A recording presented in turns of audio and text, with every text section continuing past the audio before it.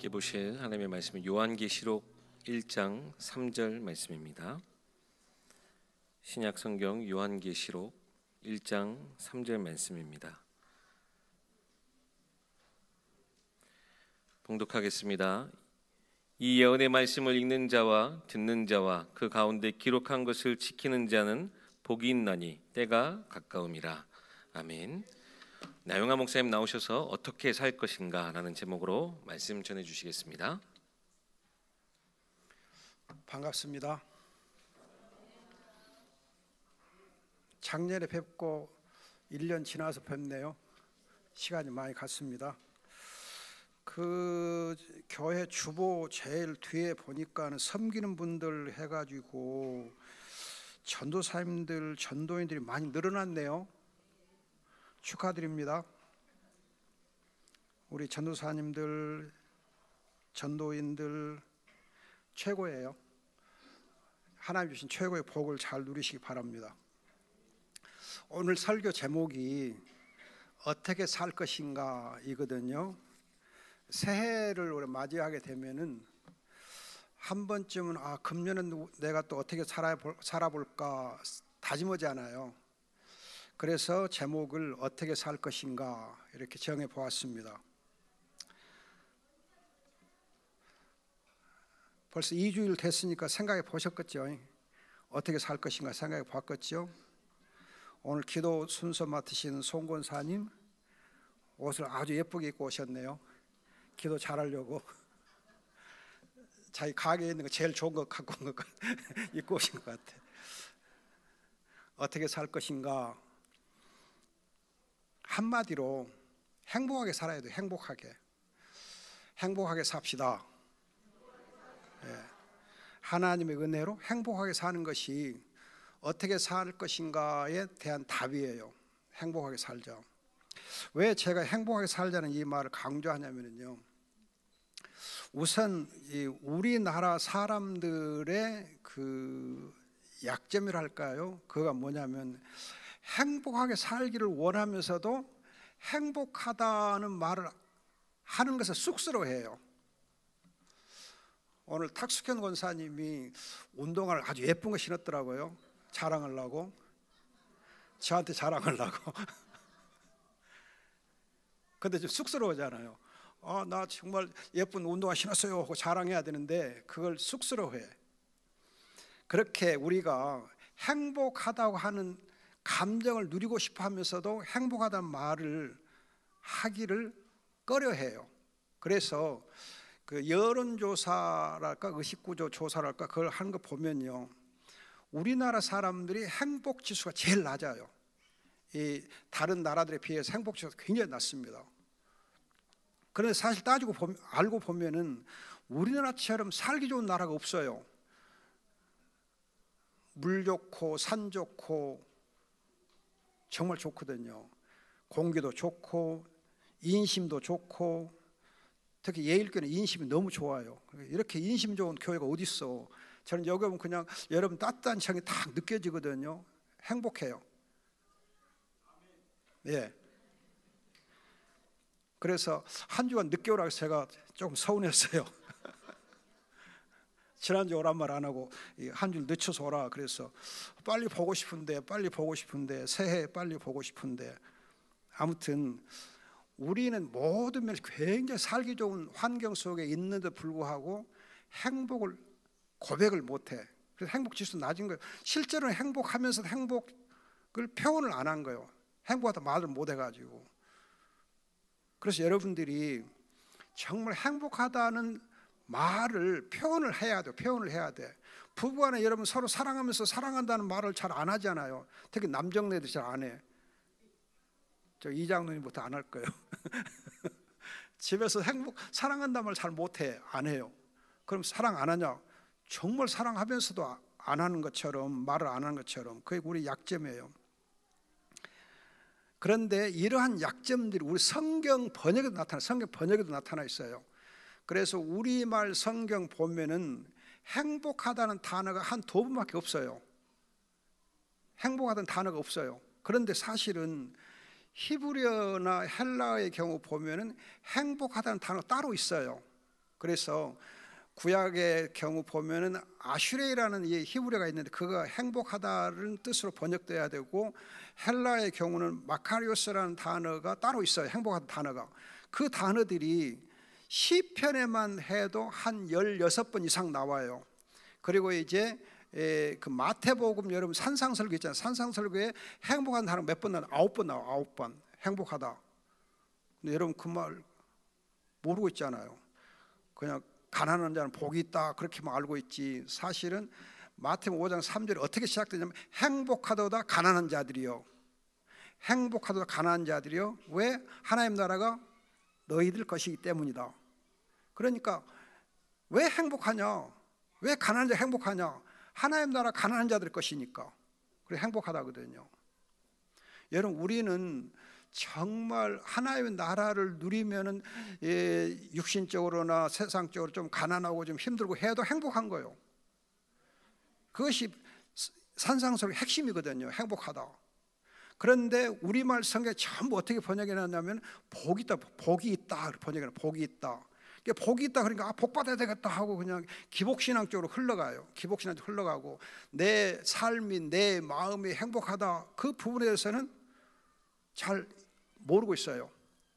그래서 거듭 말씀드리지만 행복하다는 단어가 따로 있고 복이라는 단어는 구약의 경우 히브리어로는 이제 베라카라는 단어가 따로 있고 헬라어로는 율로기아라는 단어가 따로 있어요.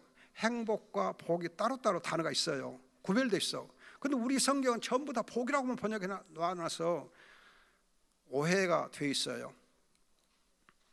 그런 약점이 있어.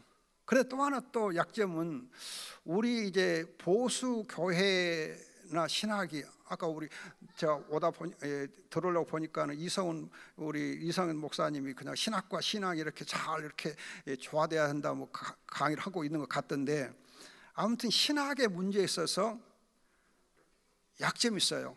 뭐냐면 인생의 제일 되는 목적이 무엇이뇨? 그러면 여러분 어떻게 외우고 있어요?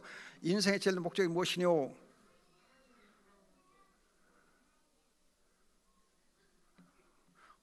송성민 권사님 오늘 기도 맡았으니까 또 이쁘게 하고 왔으니까 인생의 제일 된 목적이 무엇이뇨 하면 어떻게 외웠어요? 똑똑히 기도할 때는 막 눈물을 흘리면서 똑똑하게 하더만은 하나님께 영광 돌리고 그를 즐거워하는 것이다 그렇게 해요. 잘 들으세요. 하나님께 영광 돌리고 그를 즐거워한다 그래요. 우리가 그동안 여러분 외우기를 어떻게 외웠냐면 하나님을 영화롭게 하고 그를 기쁘시게 한다 그렇게 지금 여러분 외우고 있잖아요. 그 엉터리요. 번역을 잘못 하는 거예요. 하나님을 하나님 이미 영광 충만한 분인데 영광 충만한 분을 우리가 어떻게 영화롭게 해드려? 이미 영광 충만한 분인데 그에게 영광을 돌려드린다 그 말은 그를 찬송한다 뜻. 찬송한다. 하나님을 찬송하고. 그래서 여러분 시편 미사에서 43절 하나님께 영광 돌린단 말이 찬송한단 말과 연결돼 있어요. 찬송하고 영광 돌리고. 하나님을 찬송과 영광한단 말이 한 단어 같은 단어예요. 찬송하고 영광 돌리고 찬송한다. 그리고 즐거워한다. 기쁘시하는 것은 내가 막 기쁘시게 하는 거예요. 근데 즐거워하는 것은 내가 하나님으로 만족하는 거예요. 만족을 누리는 거예요. 영어로 enjoy라고 해요. enjoy. 하나님으로 내가 만족하는 거예요. 감사하고 즐거워하는 거예요. 이것을 가리켜서 다른 말로 표현하면 내가 하나님으로 행복하다는 뜻. 행복하다. 만족하고 즐거운단 말이 행복하다는 뜻이에요. 그러니까 인생의 제일 큰 목적이 무엇이냐 하면 하나님을 찬송하는 가운데 하나님으로 행복하는 거. 오늘 우리 6분의 이렇게 찬양 팀들이 찬양을 열심히 잘 하던데 찬송하는 게 너무 이뻐. 꽃 운동화 신고 하니까 더 이쁘고. 아무튼 여러분들이 찬송하는 것을 통해 하나님을 즐거워하고 만족하거든요. 찬송할 때 인상 쓰고 찬송하는 사람 봤어요? 찬송하면서 마음이 그냥 이렇게 찝찝하고 마음이 이렇게 그냥 이렇게 안 좋으면서 찬송하는 사람 봤어요? 아니거든요. 찬송하다 보면 슬퍼도 슬픈 마음 있는 사람 찬송하면 기쁘거든요. 행복해지거든. 찬송하면서 행복하다 하는 것이 인생의 제도 목적이요. 이것을 우리가 오해하다 보니까 행복을 모르는 거예요. 신학이 잘못돼가지고, 신학을 오해해가지고. 여러분, 정말 여러분들이 인생의 제일 목적의 뜻부터 정확히 아셔야 돼. 그걸 모르니까 우리 신앙생활이 즐겁지가 않아요. 행복하지 않아. 그리고 이제 우리 이 복음주의 신학의 핵심되는 신학적인 단어는 경건이라는 단어, 경건이라는 단어, 경건의 신학이 바로 우리 보수신학의 핵심 단어예요. 그래서 칼빈의 기독교 강요의 가장 첫 번째 장을 보면, 시작 보면 경건이 무엇이냐를 설명해요. 경건이 무엇이냐. 그래서 그분의 책 제목 자체가 경건하게 사는 방법, 그걸 가르쳐 준 거예요. 책 제목이 경건에 관련돼 있어요. 경건. 그래서 그분의 신학을 가리켜 경건의 신학 그래요. 경건의 신학. 칼빈의 신학, 경건의 신학 그래요. 그런데 여러분들이 칼빈주의, 칼빈의 신학 그렇게 목사님들이 설명하는 거 보면 튤립이 뭐고 뭐 그러면서 전적 부패, 전적 타락 그것만 줄기차게 얘기하거든요. 아니에요. 여러분, 튤립은요 꽃 이름이요. 그 정도로 아셔. 칼빈주의의 핵심은 튤립이 아니에요. 목사님 잘못 가르치고 있는 거 잘못 가르치고 있어요. 속상해 죽겠어요. 튤립은 알미니안주의와의 논쟁 속에서 나온 하나의 그런 것과 관련된 것이지 칼빈의 신학의 핵심을 얘기한 거 아니에요. 여러분, 칼빈 신학의 핵심은 경건이라는 단어로 포함돼요. 경건. 그럼 경건이 뭐냐 하면은 경건이라는 단어와 같은 말로 번역될 수 있는 것이 효란 말로 번역돼요. 효와 경건이 한 단어예요. 한 단어. 그래서 영어로는 여러분 이제 경건을 파이어티라고, 파이어티, P-I-E-T-Y, 파이어티인데, 근데 파이어티가 여러분 사전에 보면은 효라고도 번역해요. 효. 그러니까 효와 경건이 한 단어예요. 한 단어. 그러면 효가 뭐예요? 아버지 하나님의 보살핌의 사랑을 깊이 알고 그 아버지 하나님을 감사하고 하나님을 사랑하고 즐거워하고 순종하는 거, 그게 바로 효잖아요. 그것이 경건이요. 그래서 우리 보수신학의, 복음주의 신학의 핵심이 하나님 아버지의 사랑을 알고 그 하나님을 사랑하고 순종하고 즐거워하고 감사하고, 그 신학의 핵심이에요. 이걸 우리가 모르고 있는 거예요. 이걸 모르고 있는 거예요. 아버지 하나님 깊은 사랑으로 감사하지 않는 거예요. 그리스도의 십자가상에 나타난 그 아버지의 사랑으로 감사함으로써 그게 복음이고 그것이 신앙의 핵심이거든요. 그걸 놓치다 보니까 행복이 뭔 줄 모르는 거예요. 감사할 줄 모르는 거예요. 하나님을 만족할 줄 모르는 거예요. 어떻게 하면 하나님을 기쁘시게 할까? 내가 어떻게 하면 하나님을 영화롭게 할까? 생똥 싸. 아니 뭐하러 생똥 싸? 그냥 이마로 바위치기 하는 거예요. 엉뚱한 짓 하고 있는 거예요. 엉뚱한 짓을. 너무 신앙생활을 힘들게 하는 거예요. 힘들게. 신앙생활을 힘들게 하는 거 아니에요. 기쁘게, 감사함으로, 즐겁게, 행복하게 하는 거거든요. 여러분, 우리가 정말 신앙생활을 제대로 하면 행복해야 돼. 행복해서 얼굴이 그냥 항상 싱글벙글 하고 웃음 있고 그냥 감사하고, 좀 어려워도 감사합니다 그러고 해야지요. 지금 보니까 예일교회 권사님 중에 어떤 분들이 독감으로 지금 누워있더만. 예, 누워있어도 영상으로 설교 들으면서 감사합니다 웃어야 돼. 영상을 보고 계시면 웃으세요. 저 완도하고 뭐죠? 남악, 예, 거기 영상을 보시는 우리 성도님들도 웃으세요. 행복하게 설교 들으세요. 정말 여러분들이 어떻게 살 것인가? 하나님의 은혜로 행복하게. 하나님 아버지의 사랑이 너무 좋아서, 십자가에 나타난 하나님의 사랑이 너무 감사해서 성령으로 내 마음에 부어진 그 사랑을 감사하면서 행복하게. 그런데 우리 신학이 그걸 제대로 못 가르쳐 준 거예요. 그런 엉뚱하게 튤립만 얘기하면서 그냥 전적 부패, 전적 타락, 아이고 힘들게 그냥 만들어 놓은 거예요. 이 썩을 놈들아 하고 막 맨날 우리를 그냥 이렇게 죄인으로 막 하고, 하나님의 자녀로서의 우리의 신분을 이렇게 얘기해 주시는 대신에 부패하고 썩고 그냥 이렇게 냄새나고 무더기 같고 그렇게 우리를 막 이렇게 해놓으니까, 하나님 앞서면 우리가 죄인은 죄인이지만, 그러나 여러분 죄인이기보다는 하나님 자녀잖아요. 자녀. 여러분 집에서 생각해 보세요. 여러분의 자녀들을 보면서 이 썩을 놈들아 그렇게 보세요? 아이고 이쁜 놈들아 그렇게 보세요? 아니, 여러분의 자녀들을 보면서 이 썩을 놈아, 이 부패한 놈아, 이 나쁜 놈아, 망할 놈아 그렇게만 보냐고. 아니잖아요. 아이고 내 이쁜 놈, 내 보석 같은 선물인 놈들 그렇게 하잖아요. 그냥 보석 같은 선물이요, 우리 자녀들이.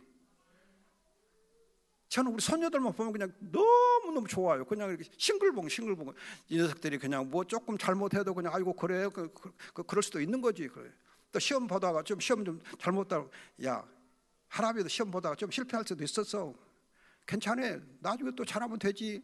실패는 성공의 어머니야. 그러고 위로해주고 그러잖아요.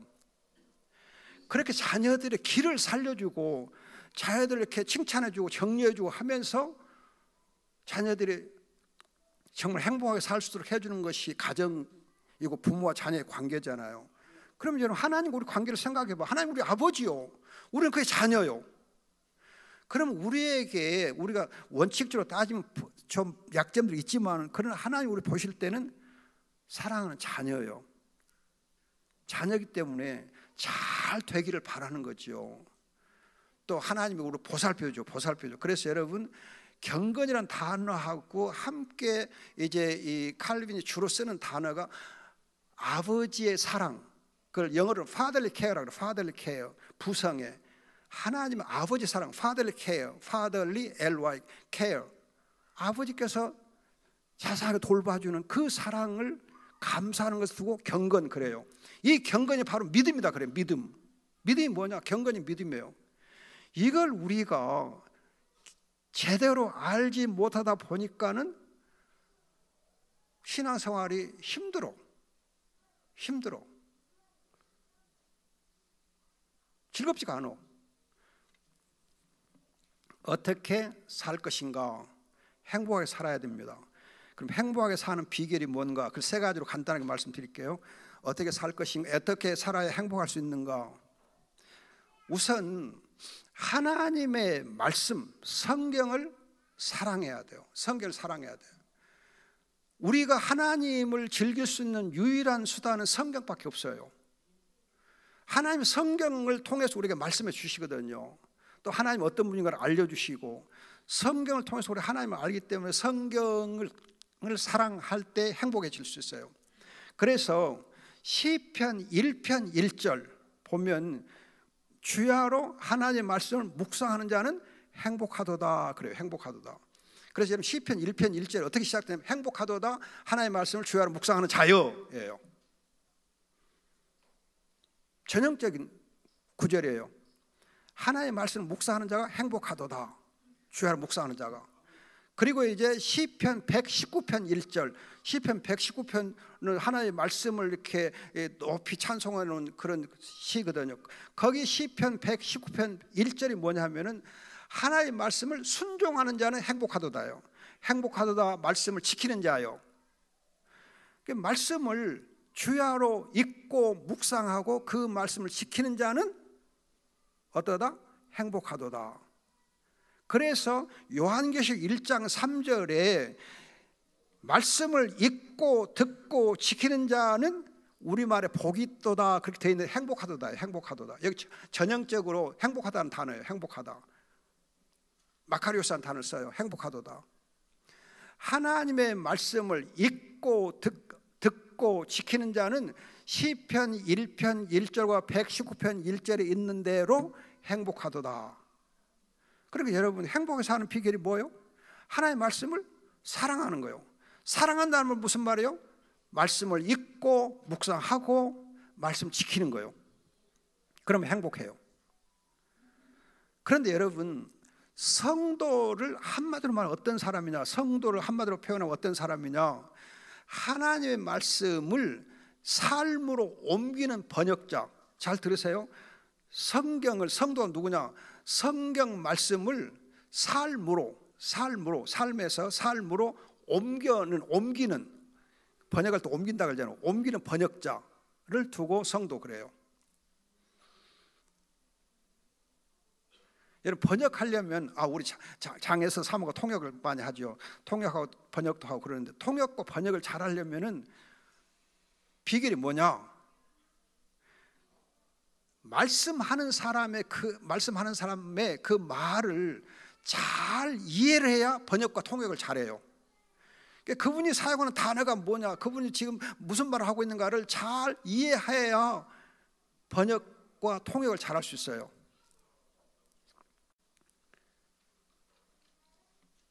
그러려면은 말하신 분의 마음을 잘 읽어야 돼. 마음을 잘 읽어야 돼. 그러니까 우리가 하나님의 마음을 잘 읽어야, 하나님과 눈만 마주쳐도 그냥 하나님의 마음을 읽을 수 있어야 말씀을 잘 이해할 수 있어요. 우리가 삶으로 옮길 수 있어요. 마음을 읽지 못하잖아요. 마음을 모르잖아요. 그러면 어려워. 그래서 우리가 하나님 아버지의 마음을 읽고 그 마음을 알고서 하나님의 말씀을 성경을 사랑하면 행복해져요.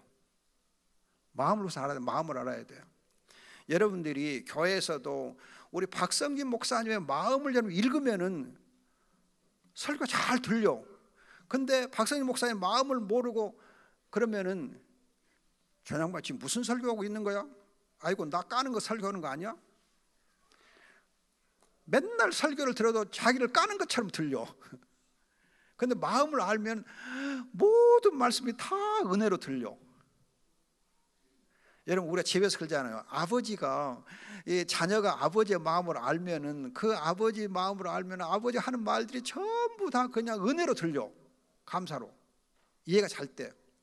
그런 것처럼 성경을 여러분들이 읽을 때에 그 말씀을 잘 이해해야 돼. 여러분 이거 하나 기억해 보세요. 생각해 보세요.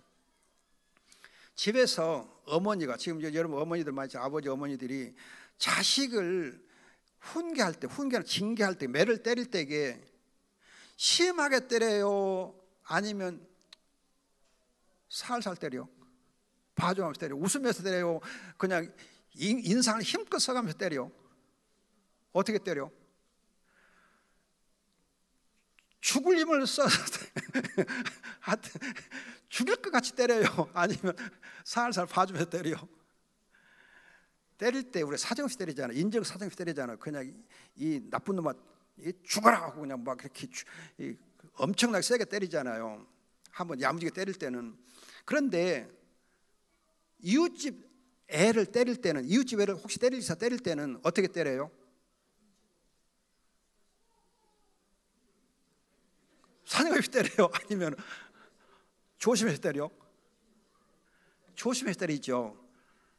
그냥 잘못 때렸다가는 엉텅 만나니까 조심해서 때리잖아.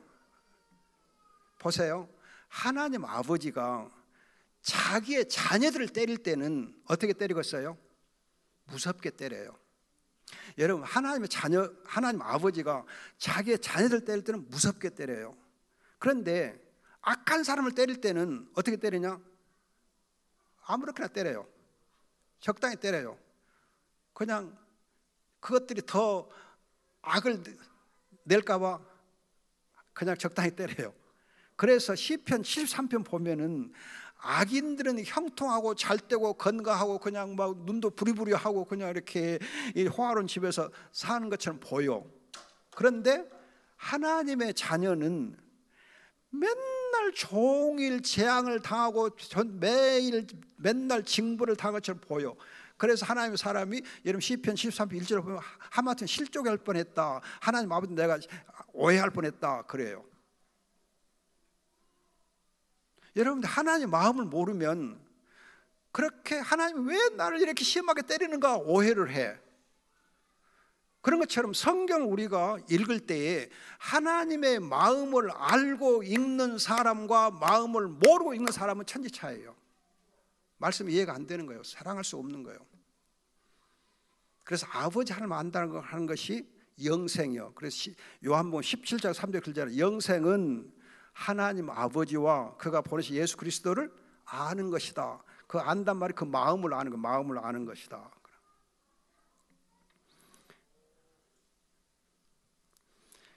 그래서 우리가 말씀을 지킬 때에 어떻게 지켜야 되느냐? 감사함을 지키되 힘써 지켜야 돼. 힘써 우리가 즐겁게 지키긴 하되 힘써서 지켜야지 그냥 적당하게 말씀 지키려고는 잘 안 돼요. 말씀 지키는 것이 적당하게 하고는 잘 안 돼요. 주의해서 신경 써서 잘 지켜야 돼요. 그럴 때 우리가 행복하게 됩니다. 여러분들이 이제 부모와 자녀들의 경우 보면 내가 이 자녀가 약속을 했잖아요. 약속을 하면 그 약속을 어떻게 해야 돼요? 안 잊어버리고 잘 지켜야 돼. 자식들한테 약속해놓고 안 지키면 아버지 왜 안 지켜? 아버지 권위가 떨어져. 못 써. 안 돼요. 그래서 특히 자녀들한테 한 약속은 잘 지켜야 돼요. 또 부부간에도 여러분 부부간에도 약속하면 잘 지켜야 돼. 힘써 지켜야 돼. 신경 써서 지켜야 돼. 그래야 서로 간에 신뢰 관계가 깊어지고 좋아지거든요. 그래서 제가 여러 말씀 드리기보다는 이제 여러분들이 하나님의 말씀을 사랑하고 지켜야 되는데 지키려면 매일 성경을 읽어야 돼. 성경 말씀 읽어야 지킬 수 있잖아요. 우선 여러분 성경 말씀 읽는 일부터 해야 돼. 읽는 일을. 그럼 여러분들 말씀을 읽을 때, 성경 읽을 때 어떻게 읽을 것인가? 그냥 대낮게나 읽을 것인가? 그게 아니요. 그렇게 하면 여러분 안 돼요. 성경을 차분하게 창세기부터 순서대로 읽어요. 순서대로. 성경 말씀 순서대로 쏙 읽어요. 순서대로 읽어요. 하루에 한 장이든 두 장이든 순서대로 읽어가. 신약이면 신약, 구약이면 구약. 순서대로 읽어가는 게 참 중요해요. 내 마음대로 읽잖아요. 그건 뭐가 같냐면은 여러분들 자식들 중에서 건강하지 못한 자식들 보면 성깔이 조금 안 좋은 녀석들 보면 편식을 해. 편식. 지 먹고 싶으면 골라서 먹어. 편식해. 입이 짧은 녀석들은 성격이 조금 고약해요. 대부분 그렇습니다. 대부분 그래요. 그 음식 골라 먹으면 성격이 좀 고약해져요. 근데 음식을 골고루 먹지 않으면 그럼 성격이 무던하게 좋아. 그래서 자식들을 좀 건강하게 기르고 싶으면 음식들을 골고루 먹게 해줘야 돼요.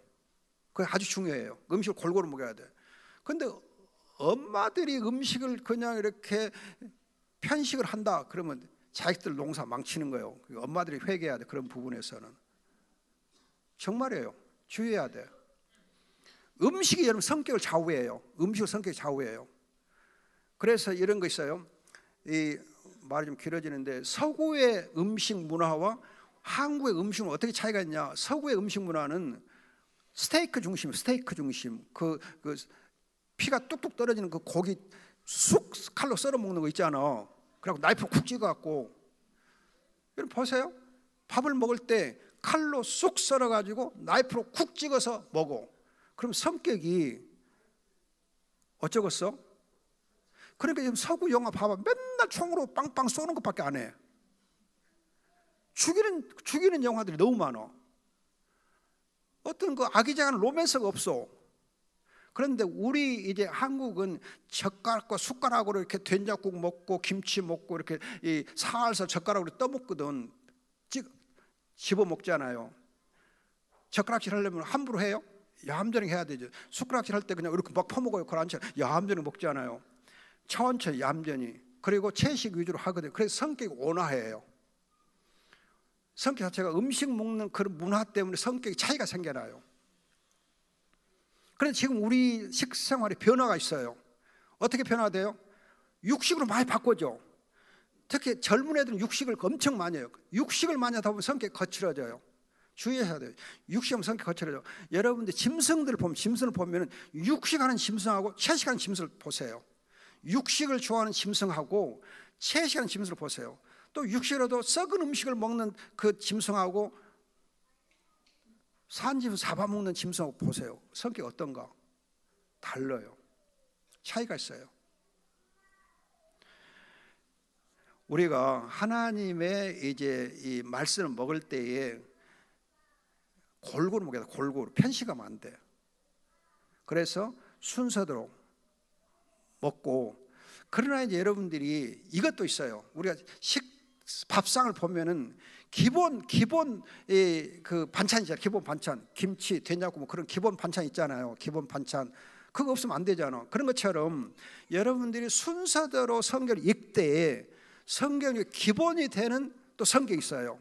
예를 들면 시편 같은 성경은 매일 순서대로 또 따로 읽고, 그러니까 시편 한 장 읽고 또 창세기부터 또 읽고 그렇게 해요. 또 구약의 한 장, 시편 한 장, 신약의 한 장. 그러면 하루에 석 장 읽잖아요. 그렇게 순서대로 읽으면은 골고루 읽어. 골고루 그렇게 해야 여러분 좋아.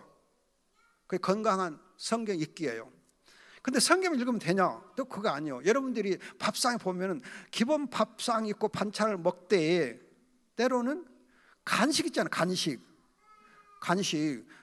그 과일도 있고 뭐 디저트가 있잖아요. 디저트가 있어. 그 디저트를 먹어야 또 차도 있고 그러잖아요. 차도 마시고 디저트도 먹고 과일도 먹고 그러잖아요. 그런 것처럼 성경 석 장을 읽고 경건서적 예를 들면 철로 역정이라든지 아니면 제가 읽는 경건서적은 이제 오 할레스베라는 분의 God's Word for Today라고 해서 365일을 날짜를 해가지고 하루에 한 편씩 읽게 돼 있는 그런 묵상 책이 있어요. 그 책을 하나 읽는다든지 또 제가 번역한 책 주님은 나의 최고본 그것도 하루에 하나씩 읽어가고 1년 동안 읽게 돼 있는 책이거든요. 그렇게 1년 동안에 날짜별로 읽게 된 책이 있어요.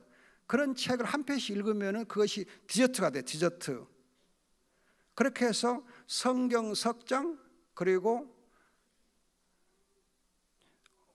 오늘의 하나님의 말씀 주님보다 최고 그걸 한 편씩도 읽어요.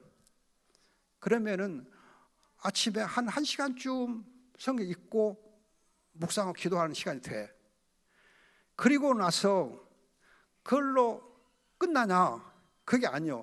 여러분들이 밥을 먹고 나서 딱 끝나면 일어서면 되냐? 그게 아니고 가족들 간에 대화도 하고 오늘도 뭐 할래 하고 묻기도 하고 서로 이렇게 이 얘기를 나누는 시간이 있어야 되잖아요. 밥상머리 대화, 밥상 대화가 있잖아요. 그래야 그걸 통해서 자녀들이 이렇게 건강한 삶을 살 수 있잖아요. 그런 것처럼 성경 읽고 난 다음에 또 경건서 읽고 난 다음에 가정예배. 그래서 요즘 또 막 흩어지기가 쉬운데 아무튼 집에 있는 식구들끼리 가정예배를 잠깐 드려. 한 15분 내지 20분. 저는 우리 내외관만 남아 있어갖고 그냥 할망구하고 둘이 예배 드려요. 그렇게 가정예배 드리면은 자녀들이 복을 받아. 자녀들이 부모가 가정예배를 드리잖아요. 그러면 그 은혜의 샘물이 자녀들 흘러가 복을 받아. 부모가 가정예배 드리면 자녀들이 잘 돼요. 복을 받아. 또 여러분 부부간에 그냥 금실이 또 좋아져. 금실, 은실 다 좋아져. 그래가지고 가정이 화목하고 은혜가 되니까 자녀들이 볼 때에 우리 부모님들은 참 너무 감사하다 그러면서 자녀들이 또 복을 받거든. 아무튼 여러분들이 제 경우를 보면 그렇게 해요. 구약 한 장, 시편 한 장, 신약 한 장, 그리고 2권의 경건서적, 그리고 가정예배. 그렇게 하나님의 말씀을 사랑하니까 행복해져. 그 하나님의 말씀 사랑의 행복의 셈이에요. 행복의 셈. 두 번째는 하나님의 구원을 누려야 돼. 하나님 주신 구원을 누려야 돼. 구원을 누려야 돼. 여러분들이 주의할 거가 구원을 받는 것은 쉬운데 구원을 누리는 것은 사실 어려워요. 구원을 누리는 것이 어렵습니다. 여러분 신명기 33장 29절, 신명기 33장 29절에 보면은 모세가 뭐라고 하냐? 그러니까 모세가 이스라엘 백성 한 마지막 유언이거든. 유언의 마지막 말인데 구원을 받은 이스라엘 너희는 행복하도다 그래. 행복하다. 하나님께 구원을 받은 이스라엘 백성아, 너희는 행복하도다. 이스라엘 백성을 두고 행복하다. 여러분 40년 동안 광야 살면서 정말 하나님 앞에 매도 많이 맞았던 그 이스라엘 백성인데, 그 백성, 너희는 하나님의 자녀로 택한 백성이기 때문에, 하나님 구원을 받은 너희이기 때문에 행복하도다 그래요. 너희는 행복하도다. 여러분 구원을 받은 자는 행복합니다. 구원을 누려야 돼. 행복해야 돼요. 그러면 여러분 구원을 어떻게 누리느냐? 구원 어떻게 누리느냐? 여러분 사도 바울이 빌립보서 2장 12절, 빌립보서 2장 12절에서 어떻게 말하냐면, 두렵고 떨림으로 구원을 힘써 이루어라 그래요. 힘써 이루어라. 두렵고 떨림으로 구원을 힘써 이루어라. 여러분 예수님께서 십자가상에서 이루신 구원을 쉽게 이루었어요? 아니면 정말 자기의 목숨을 다 걸고 이루었어요? 십자가상에서 자기 몸을 다 희생제물 내어주고 피를 흘리고 그냥 모진 매를 다 맞고 그냥 이렇게 피수상에 태고 죽음으로써 십자가를 지었잖아요. 그렇게 구원을 이루었잖아요. 여러분 예수님 구원을 이룬 거 쉽게 이룬 거 아니에요. 자기의 목숨을 내걸되, 목숨도 그냥 죽을 때 그냥 얼마나 무지막지하게, 그래서 엘리엘 라마 사막에 어찌하여 하나님 나의 하나님 나의는 어찌하여 나를 버리시나이까, 그럴 만큼 절규하면서 구원을 이루었잖아요. 여러분 부모님들이 자식들을 위해서 재산을 모으고 힘쓰잖아요. 그럴 때 쉽게 돈을 모아요? 아니면 정말 불철주야 수고해가 돈을 모아요? 자기들을 위해서. 송 권사님 어떻게 돈을 벌어? 식은죽 먹듯이 벌어? 아니지. 저 보니까 싱글싱글 한 같은 돈 버는데 상당히 힘든 모양이네요. 누구도 땀방울 안 흘리고 돈 버는 부모 없어요. 그러면 자식들이 돈을 쓸 때 어떻게 써야 되겠어? 흥청망청 써야 되겠어요? 그럼 부르자식이지. 돈을 쓸 때 정말 아껴서 전략해서 잘 정확하게 써야 되잖아요. 힘들어 써야 되잖아. 예수님께서 구원을 이루실 때 힘써서 이루었으면, 우리도 그가 성취한 구원을 누릴 때에 힘써서 조심해서 두렵고 떨림으로 누려야지. 아무렇게나 누려? 나쁜 놈이지. 그러면 안 돼요, 여러분. 두렵고 떨림으로 힘써 구원을 이루라 그랬어요. 여러분 예수님께서 구원을 쉽게 이룬 거 아니에요. 다 이루었다. 그러니까 쉽게 예수님 하나님의 아들이니까 쉽게 이루었겠다. 아니에요. 어렵게 모든 고생과 모든 수모를 다 당하면서 자기의 목숨을 내걸고 피를 쏟아내시면서 흘려 주었어요. 그 구원을 이루어 주셨어요. 그러면 우리가 그 구원을 함부로 쉽게 누려요? 안 되죠. 두렵고 떨림으로 힘써서 이루어야죠.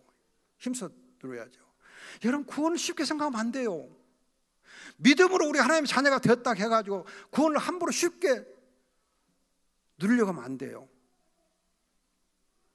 너무 안일하게 하면 안 돼요. 구원을 너무 안일하게 생각하면 안 돼요. 쉽게 생각하면 안 돼요. 힘써서 두렵고 떨림으로 이루어야 된다니까. 이루어 나가야 된다니까. 여러분 구원을 받아 누리는 하나님의 백성은 행복해요. 행복하지만, 감사하고 기쁘지만, 하나님의 선택받은 백성, 하나님께 가까이 하는 백성들은 다 행복하지만, 그래서 여러분 시편 33편 12절 보면 다 행복하단 말이 있고, 시편 30편 1절 2절에는 죄의 용서를 받은 자는 행복하도다 하는 말 두 번이나 반복도 있어요. 하나님의 자녀는 행복해요. 구원을 받은 자는 행복해요. 그러나 행복을 누리는 데 있어서 구원은 두렵고 떨리면 힘써서 이루어야 돼요. 힘써서 잘 우리가 누려가야 돼요. 함부로 누리지 마세요. 함부로 누리지 마세요. 구원을 함부로 누리지 마세요. 여러분들 가운데 보면 구원을 너무 쉽게 생각해요. 구원을 너무 쉽게 생각해요. 예정론 오해해가지고 우리가 예정됐어. 그러니까 한 번 하나님 자녀가 됐으면 구원은 다 보장된 거야. 여러분 우리가 하나님 가정에서 보면 아버지가 자녀를 다 돈을 모아놨어. 다 돈 모아놨어. 다 돈을 저축해 놨어요. 아들이 쓰도록 다 준비해 놨어. 준비해 놨어요. 그러면 그 돈을 아버지가 다 준비해 놨으니까 내가 흥청망청 아무렇게 써도 돼요? 나쁜 놈이지. 하나님이 이뤄놓으신 이 귀한 구원을 쉽게 생각하면 안 돼요. 여러분, 예정론에서 제가 가끔 말씀드린 거지만 예정론의 경우 보면 칼빈의 기독교 강요에서 보면은 구원론을 다 말씀한 다음에 가르쳐 놓은 다음에 기도에서 다 가르쳐 놓은 다음에 예정론을 제일 나중에 얘기해요. 여러분, 우리가 로마서 구조도 보면 로마서도 보면 8장까지 구원을 다 말한 다음에 9장, 10장, 11장에서 전도와 선교에서 얘기한 다음에 얘기하면서 예정을 얘기해요. 무슨 말이냐? 바울이나 칼빈이나 예정론은 구원받은 자가 감사해서 하나님을 찬송하면서 감사합니다, 하나님 창세된 날 선택해 주셔서 감사합니다, 그렇게 감사의 표현으로 하는, 신앙 고백으로 하는 것이 예정론이에요. 구원받은 자가 감사해서 하나님께 나를 알고 보니까 하나님 창세된 날 택해 주셨네요, 고맙습니다, 감사합니다 하고 구원받은 자가 구원을 힘써 누리면서 감사해서 나온 것이 예정론이지, 하나님 나를 예정했으니까 나 구원 확정됐어요, 구원 다 이미 끝났네요, 그렇게 한 거 아니에요. 여러분, 예정론을 오해하면 안 돼요. 예정론 그냥 함부로 막 내 편할 대로 생각하면 안 돼요. 우리 목사님들이 예정론을 너무 잘못 가르치고 있어요. 칼빈이나 바울이 가르치는 예정론하고 지금 목사님 가르치는 예정론은 너무 차이가 많아요. 신학을 제대로 알고 가르쳐야 돼요. 신학을 제대로 알고 성경을 알고 신학을 제대로 알고 가르쳐 줘야 돼. 그래야 교회가 건강히 자라는 거예요. 교회가 건강해지는 거예요. 끝으로 하나만 말씀드리고 마무리하겠습니다. 영이 가난하고 하나님 겸손히 행해야 행복해집니다. 영이 가난해야 돼요. 영이 가난해야 돼요. 지금 한국 교회는 너무 부자가 돼 있어요. 너무 배가 불러 있어요. 너무 돈이 많아요. 교회가 돈이 너무 많아요. 그거 좋은 거 아니에요. 교회는 가난해야 돼요. 성도들도 좀 가난해야 돼요. 가난한 곳에 행복이 있지 배부른 곳에는 행복이 없어요. 여러분 보세요. 부잣집 또 재벌들 가정 보면 예외적으로 행복한 가정들도 있지만은 뉴스에 나오는 그런 이제 가정들 보면은 이제 그냥 뭐 좀 잘 나가고 잘 되고 어쩌고 부자로 사는 것, 그런 집들 보면은 가정이 엉망이요. 최아무개하고 노아무개 그분들 보니까 지금 뭐 그냥 뭐 이혼 소송 해가지고 뭐라 하더라, 위자료인가 뭔가를 뭐 몇 조를 내라, 무엇을 뭐 몇백억을 주라 하고 또 그거를 또 올려갖고 또 얼마 더 올리고 뭐 그렇게 하면서 재판하고 있대요. 그래 그거 여러분 행복한 거예요? 그거 행복한 거예요? 몇 조 받으면 못해, 몇백억 받으면 못해요. 그걸 재판하면 뭐해? 여러분, 우리가 정말 주의해야 돼요. 아까 말씀드렸듯이 마태복음 5장 보면은 심령이 가난한 자 행복하도다, 하나님의 나라가 너희 것이며. 예수님 제일 먼저 하신 말씀 그거예요. 가난한 자가 행복하다, 가난한 자가 행복하다.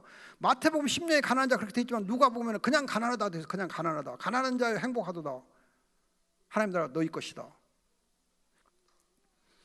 그리고 그 다음에도 여러분, 청결한 마음이 청결한 자는 행복하도다, 의에 주로 목마른 자는 행복하도다, 온유한 자는 행복하도다. 행복하다. 다 여러분, 가난하고 온유하고 청결한 자들이 행복하다 그랬지, 부유하고 거짓말 잘하고 꾀잘 부리고 그런 사람들이 행복하다, 그런 사람들 다 악해요. 저는 요즘 텔레비 볼 마음이 없어요. 그냥 하도 정치판들이 그냥 개판을 치고 그냥 깽판을 치고 하니까 재미가 없어요. 다들 거짓말만 막 하고 거짓말 잘하는 사람들이 더 하고. 여러분들 어떻게 생각할지 모르지만 저는 여론조사 안 믿어요. 여론조사 안 믿어요. 여론조사 안 믿어요. 왜냐면요, 거짓말쟁이들에게 훨씬 여러분 사람들이 더 몰려요. 왜 음식 중에요. 음식 보세요. 인스턴트 식품을 사람들이 좋아해요? 아니면 우리 전통 밥상을 더 좋아해요? 특히 젊은 애들 어떤 걸 좋아해요? 인스턴트 식품을 훨씬 좋아해요. 훨씬. 그러면 인스턴트 식품이 훨씬 좋아하니까 거의 좋은 식품인가요? 아니잖아. 여러분 물이 좋아요? 탄산음료가 좋아요? 사람들은 탄산음료 훨씬 작거든. 그런데 물이 더 좋지 않아요. 여론은 여러분 탄산음료랑 비슷해. 인스턴트랑 비슷해. 마귀 새끼들은 그냥 마귀만 따라오. 마귀가 여러분 사람 동원한 데는 엄청 재주가 좋거든. 저는 그 여론조사 안 믿어요. 그러나 마귀 짓거리요. 여러분 이렇게 얘기하면 조금 그러지만은 정말 진실하고 정직하고 욕심 없는 목사님들 보면 목회를 세상적으로 볼 때 성공적으로 할 것 같아요? 아니면 그렇고 그럴 것 같아요? 그렇고 그런 경우가 많아요. 사실 그분들이 목회는 진짜로 하거든요. 여러분 근데 그냥 막 정치꾼 노릇하고 그냥 막 이 입이 그냥 막 사탕 발림으로 막 이렇게 해가지고 어떤 약장소처럼 이렇게 막 제자들 잘하는 목사님들 보면 교회가 숫자로 늘어요. 그리고 겉으로 보면 잘 되는 것처럼 보여요. 하나님은 그렇게 보시지 않아요. 하나님 그렇게 안 봐요. 제가 여러분 가끔 이렇게 우리 예일교회가 너무 저한테 잘해줘서 감사한데 저는 사실 지금 나이가 79이에요. 그럼 교회 안 섬겨도 돼요. 진즉 나 70살 될 때 그만뒀거든요. 근데 하나님이 야 이놈아 놀고 먹는 것보다는 그래도 교회를 좀 섬겨봐라 해서 교회를 지금 3년째 섬기고 있는데 저기 창평 시골에서 섬기고 있는데 교인 전부 해서 14명이거든. 14명. 그럼 제가 14명 교회 섬기니까 성공한 목사예요? 아니면 쪼잔한 목사예요? 쪼잔한 목사처럼 보일 수 있잖아요. 제가 신학교 교수를 45년 하고 총장도 하고 했는데 14명의 목회를 하고 있다 그러면 사람 볼 때 아이고 꼴값하네 그렇게 보일 수도 있잖아요. 근데 우리 교회를 와서 보시는 분들은 와, 이 교회처럼 정말 최고로 멋진 교회 없다 그렇게 칭찬하고 가니까 참 감사해요. 오늘 또 멕시코 선교사 한 사람이 와가지고는 목사님 이 교회는 세계에서 가장 최고로 행복한 교회는 그렇게 느끼고 간다 그러더라고요. 여러분 제가 전번에도 자랑했지만 저희 교회 14명이 선교사를 몇 명을 후원한 14명 후원해요. 14명 후원을 14명 교회가 14명을 해요. 그럼 지난 12월 달에 우리가 선교사를 후원한 액수가 얼마 1,000만 원이에요. 14명이 1,000만 원 후원했어요. 그럼 여러분 1년에 얼마를 후원했냐? 1억 2천을 후원했어요. 14명이 1억 2천을 후원했어요. 그리고 잔고가 지금 2천이 남아있어요. 그럼 얼마요? 1억 4천. 작년에 여러분 우리 교회가 14명이 1억 4천 헌금을 했어요.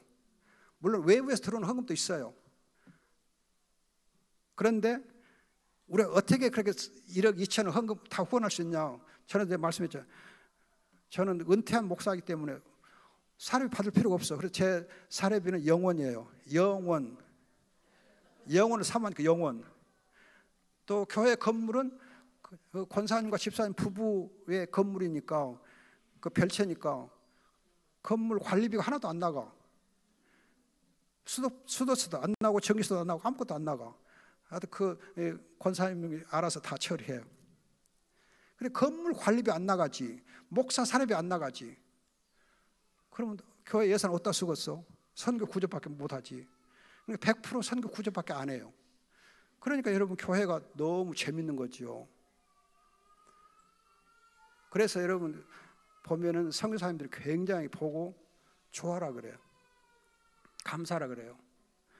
여러분 정말 우리가 가난하지만 하나님 앞에서 정말 하나님의 백성답게 살면 행복한 거예요. 가난을 우리가 부끄러우면 안 돼요. 우리 가난한 걸 자랑해야 돼요.